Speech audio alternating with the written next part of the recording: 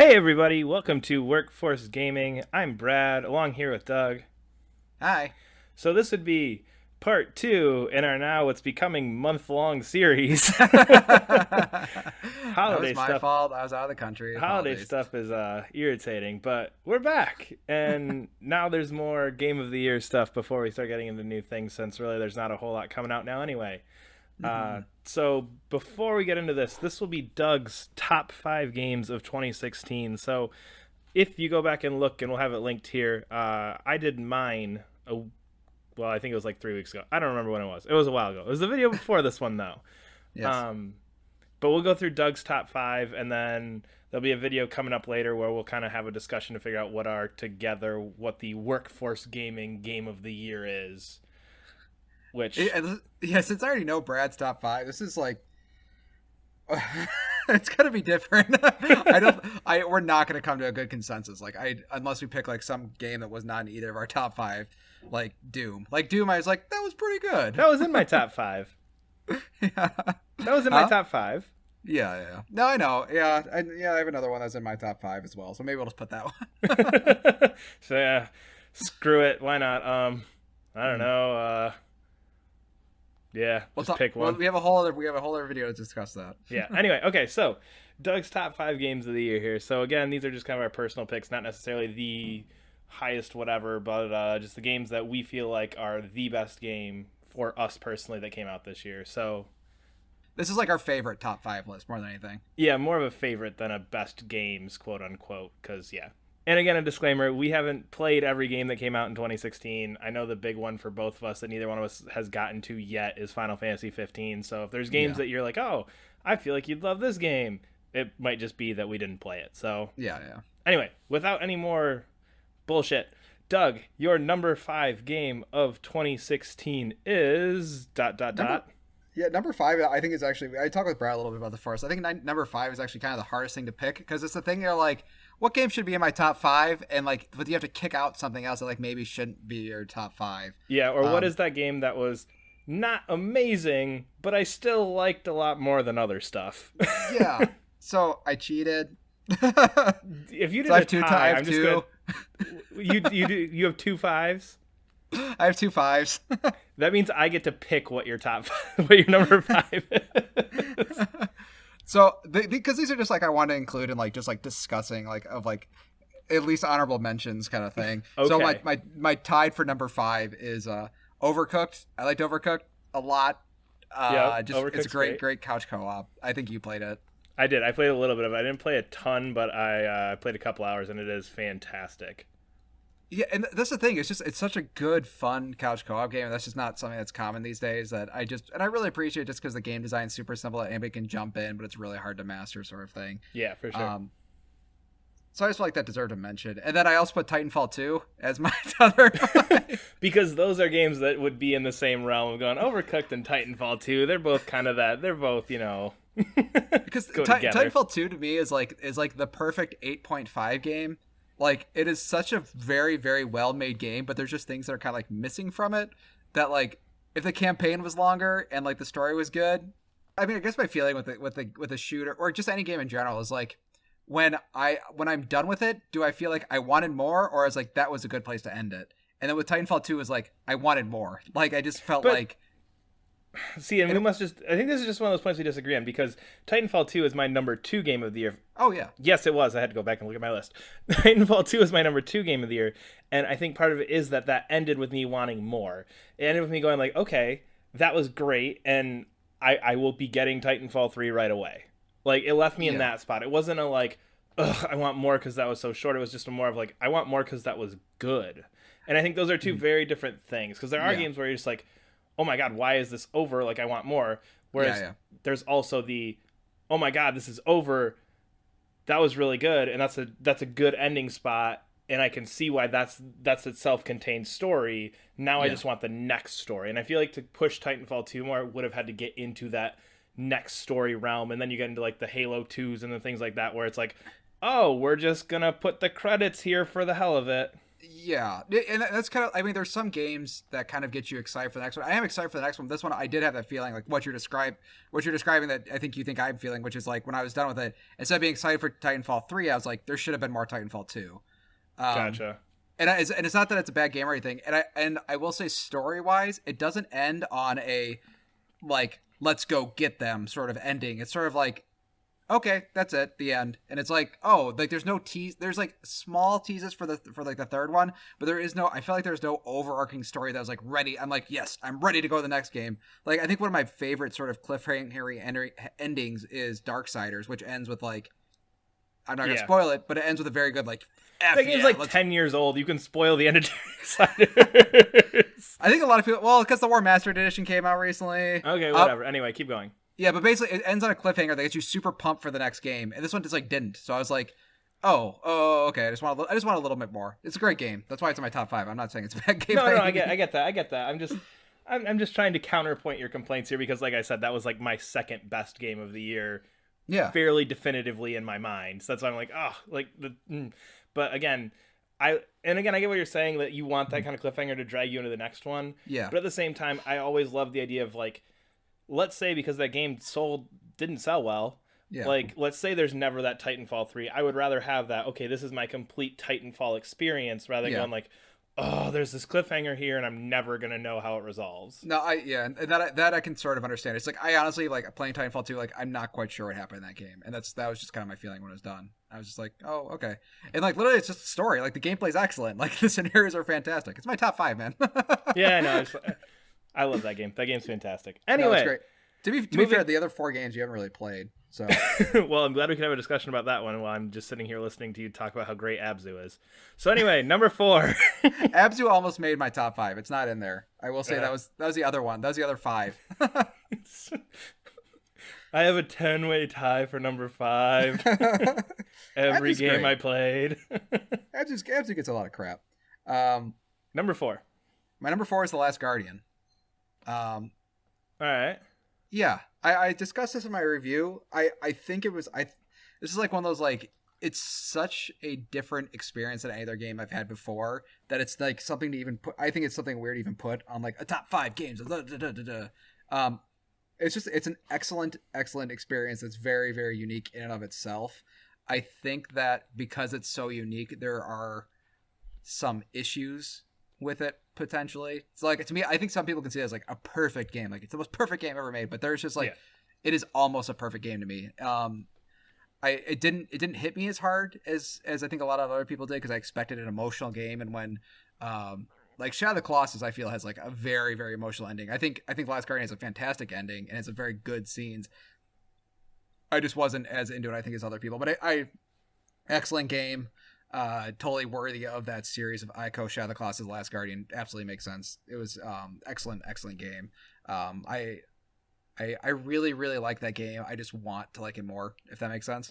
Yeah, it does. It seems like one of those games that, like you said, that kind of that perfect 8.5 for some people. Like, you know what I mean? I think that's that game that, and I haven't played it, but it's one that I'm looking for when I see it for $20.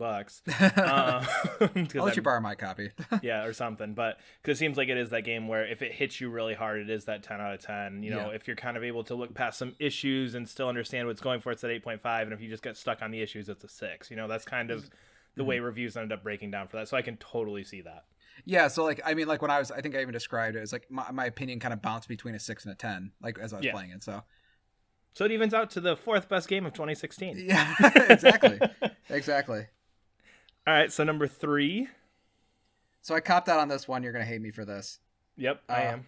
You okay, can we just point out that you've done 3, and the first one's like, oh, you're going to be irritated because I tied, and now number 3, whatever this magical game's going to be, is now a cop-out, so... So I didn't finish this game.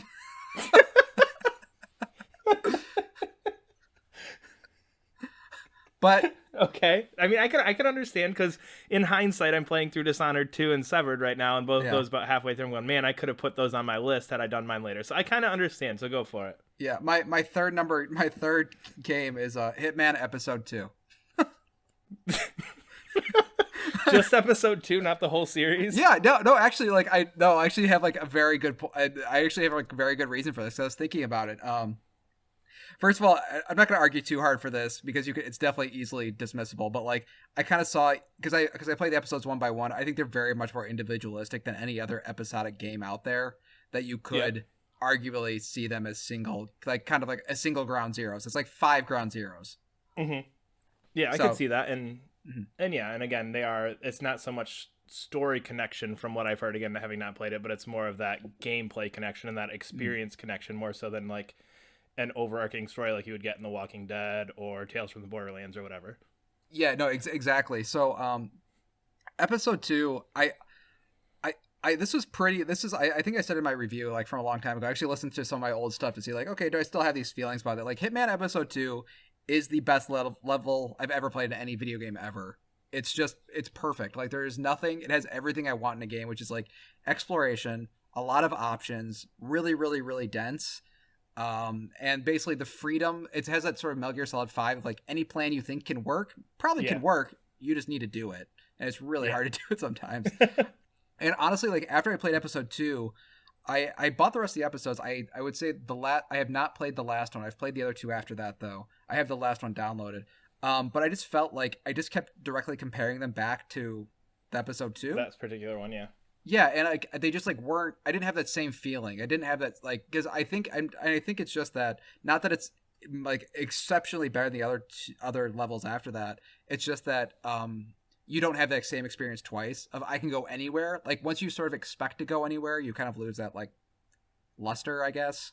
Yeah, you kind of understand like, oh, of course I can do that.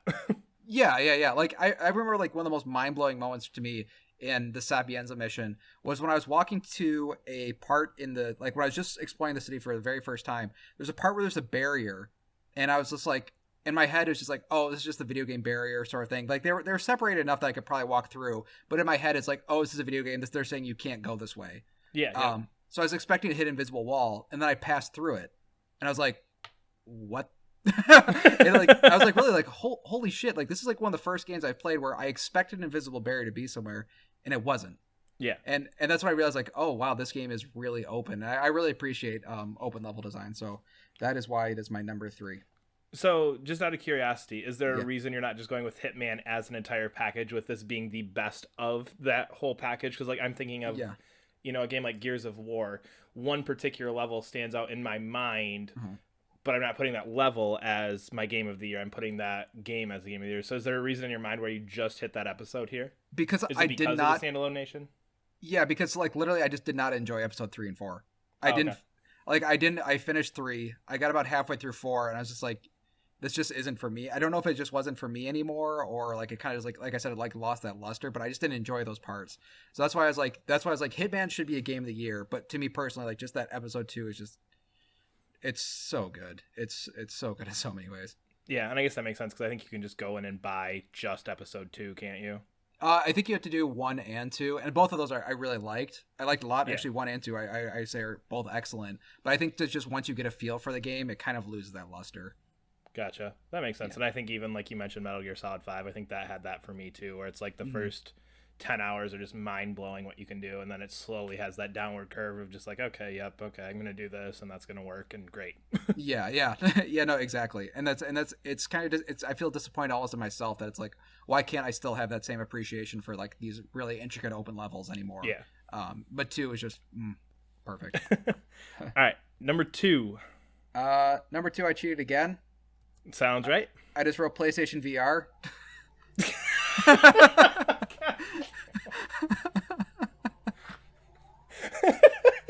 So your number 2 game of the year is a peripheral. It's like 5 games. PlayStation VR, but what I really mean by that is all of the games in one package. So like if you spend $150 on games for this, it's great. I know that sounds bad, but like literally it's just like all of these experiences, because I love VR. I just feel like every single experience I've had like can't necessarily compete. Like Arkham one is excellent. It's not better than Hitman 2. It's not better than Last Guardian. Like Res Infinite is an excellent game. It's not as good as the other game, but like as taken as a whole, My favorite game of the year is the Wii U because it had 3 games this year and they were all good. I You mean, actually own a I Wii. understand. You're laughing, but you actually own a Wii U. So Yeah, and I buy about 2 games a year for it. So, but I totally understand that because I think that was one of the hard parts that I had this year that I've never had before is because those games are such a different thing than what a yeah, traditional game is. It was hard for me because, like you mentioned, Arkham, and then the Star Wars one is to this day one of the coolest experiences I've had with a video game, but it's hard for me to sit here and go, yeah, you know what? Like that 15-minute Star Wars level is better than Titanfall 2. It's better than yeah, Uncharted. But if you look at that package as a whole of going, okay, Job Simulator and Arkham VR and the Star Wars thing and the Jackal mission in Call of Duty and Eve Valkyrie, and you start putting all these things together, it yeah, does make a very compelling package. And I think that's you almost have to separate from traditional games. So I guess I kind of understand where you're coming from with this. yeah. Yeah, it's just like yeah, and that's yeah, exactly. It's just like I don't think any one single PSVR game can compete, but just like take it as a whole, it's like this. It was excellent. Like I was just because I was thinking back when I was thinking my top 5, like what were my like best experiences this year, and like a lot of them were PlayStation VR experiences, but like taken as a singular experience, they just weren't as good as other games. But taken as like a whole, like just that VR thing is just to me is so exciting, and like there's so much stuff coming. Not I know there's stuff coming, but like I just really enjoyed my time with it. And I actually played it again today just to double check how I felt, and I did. And you're still like, wow. And I Yeah. mean, there's really no other way to do that. And Mm-hmm. yeah, we almost should have done just like a separate like top 2 VR experiences or something. That almost would have made more sense than trying to lump it in with like traditional games because it just I don't know, it's hard to fit it in there. Yeah, like I like even now, like it's like could I recommend? Like I don't, it depends who I'd recommend it to, but I would still say yeah, PSVR was absolutely worth it. It's just like you need to buy some like there's some software you need to get as well. Even the free stuff is still pretty. Yeah, it's just as a whole. It's like there's not Yeah. one thing that stuck out to me. It's just the whole thing of just like this the experience of having a PSVR I really enjoyed. Yeah. Plus, that just justified your $500 by putting it at number 2. So there you go. 500 plus another 100 for games. Well, not 100. Probably maybe like 40. All right, and the big one, number 1. I, you know what? I played this at the beginning of the year. I said it then, and I really, really thought about this. It's The Witness. The Witness is the best game. It's one of the top 10 games I've ever played. Like, hands down, easily. It's amazing. It's incredible. It's better than everything I just said. But okay, so I want you to give me like a minute long justification of this because I did just buy this because it was just on sale and you haven't shut up about it since February. Yeah. So I did just buy this like 2 days ago when it was on sale and I haven't touched it yet. So give me the 1 minute justification for why this game is amazing because from what I've heard and seen, it's essentially just like line puzzles and you walking around and finding a new line puzzle and then you do that and you find another one. Okay, this game has like 3 of my favorite things. One, art design, gorgeous game. Has a very consistent, very solid art design that carries through the entire game, and I really appreciate that because that's actually not super common. Yeah. And I think that's really really interesting and really immediately compelling. Number 2 was number 2. Oh, exploration. This game is what there's something I read on the internet recently. There's somebody was asking about like, hey, what games encourage curiosity, and this is one of those games. This is one of those games where if you see something in the distance, you're like, I wonder what's over there. You go there and there's something there. Or if you're like, okay, like there's a path here, but there's like, what's that thing off to the side? Can I go over there? It doesn't look like I can. Maybe I can. And then you can go over there, and there's actually maybe something hidden over there. It's like every single piece of this game, like there is something hidden, or there's something to find, or something to discover. And I feel like not a lot of games have that. Hitman is another one that actually does have that, and that's why I really, really, really liked Hitman, because I like that level of exploration. And finally, this game has really, really good environmental puzzles. I think a lot of games these days, I think back in the day, if you play, well, not back in the day, like PS2 era, every action game had like they had puzzles that kind of interspersed in them. Yeah. You know what I mean? Like if you had to push a block or you had to hit a button or something like that. But then after a while, that sort of kind of like went away. And I think it's like action games stayed action games, puzzle games stayed puzzle games, and they sort of kind of like lost that kind of like intermixing between the two. Portal, I think, is an exception to that. Portal is like an excellent game that has like a very good. It's not just like level 1, level 2, level. It is sort of, but it does have like that sort of narrative wrapped into it and a lot of other interesting mechanics that aren't necessarily just puzzle. Mm-hmm. And that's kind of what this is. This is an environmental puzzle game. It's not level 1, level 2, level 3. It's requires you to rethink it's just it's the answer is not drawing the line. The answer is like what leads you to draw that line. And sometimes it's hard to talk about without talking about spoilers, but like every puzzle is solved very differently, and it's not, the answers aren't just on the board most of the time. And I really appreciate that there's somewhere around in your environment, or you need to think about it in a different way. So I really love that. And this is the only game, like literally the only game I ever played that kept me interested like the entire way through, and was constantly throwing something new at me for 40 hours. Like I love that's a long time to be able to say that about a game, because you look at a game, look at more traditional RPGs, I feel like for me particularly, you always get that kind of that 25-30 hour lull of going like, oh, please tell me there's only like 5 more hours of this. It's because you understand the game, like the game mechanics stay consistent, like the entire, and especially in like JRPGs. I think JRPGs especially. I think both of us have that JRPG burnout. Like it's like, okay, I need to find this guy's weakness, and then or my buffs and debuffs. And once you sort of figure that out, it's like it's very prescriptive. But this one, because you keep going to new worlds, essentially, I'm gonna put worlds in quotes. That's not the right word to say it. It does present you with something new constantly, and I really appreciate that, because like every time I turned it on, I was like, I don't know what I'm getting this time. Gotcha. And that was very exciting, and I it was one of the best games I've ever played, one of the best games ever made. Nice. Well, I do like that both of us consider, because I said the same thing with Uncharted 4, that both of us consider our top game of 2016 to be one of our 10 favorite games of all time. No. I feel like it's not something, especially, I mean, we've both been playing games for probably 20-ish years at this point. That's something that you can't say every year, of this one game that was the best game this year is one of the 10 best games, essentially, for us at least, of the last 20 years. And that's the way I felt with Uncharted 4, and it sounds like that's the way you feel with The Witness. So I think that speaks volumes to these games, that not only are they the best thing that came out in the past 12 months, but to consider them something that's in the top 5, top 10 games of all time is kind of a big deal. Yeah, no, and I can honestly, like, as much as I don't like the Uncharted series, I can definitely appreciate the things they did on Uncharted 4, and I can see that why some people consider it being the best game, because this to me, like I said at the beginning, this is a list of our favorite games. Like, I just don't like Uncharted. That is an excellent game. It's just, and I can see why, and I'm glad that a lot of people really like that game, because it did a lot of daring things, and I think The Witness did a lot of daring things that you wouldn't expect from a puzzle game, and then Uncharted did a lot of things you wouldn't expect from an action adventure game. So I think it's cool. I think it's neat that people are definitely taking chances, and they're paying off. Absolutely. So real quick, final thoughts, 2016 as a whole for video games, good, bad, otherwise. Pretty good. I liked it. I think there wasn't a ton of games. I think there wasn't, just because of the games I played. Like I did play Doom. I played Inside.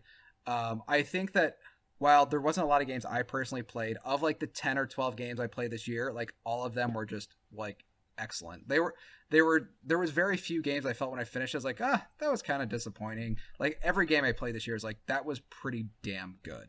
Yeah. I think that's a good way to sum it up. I think in my mind, there's very few that stand above, because there were just a lot of really good. There are very few that's easy to point out and go, those were the great games, because the games you're comparing to them are all really good. Because I had that same thing when I was making my list of going like, what are the, I have to narrow, like, I've got these 2 that stand out, and then I've got like 12 games that are all fantastic games. So I think, yeah, absolutely. All right. Well, we will be back for part 3, hopefully not a month from now, like what happened last time, but we'll be back for part 3 of our Game of the Year series, where we'll kind of look through some other just kind of individual things that we wanted to pick out from this year, as well as coming up with the Workforce Gaming Game of the Year award, which is very prestigious. It is. People fight over it. Mostly just me and Doug, but people do. Jesus Christ, no. Based on your list and my list, it's probably just going to be us going, screw it. Let's just give it to blank. Yeah, it's going to be Titanfall 2. Like, that's all it's probably Titanfall 2. That's the only one that was in both our top 5s. Screw it. Titanfall is in yours and mine. Screw it. It's Titanfall 2. I'm not going to fight too hard for The Witness, because I know you'd hate it. And I know your opinions on Uncharted, so it's like, well, we'll see how this goes. But anyway, You can look for that later up on YouTube and everywhere else.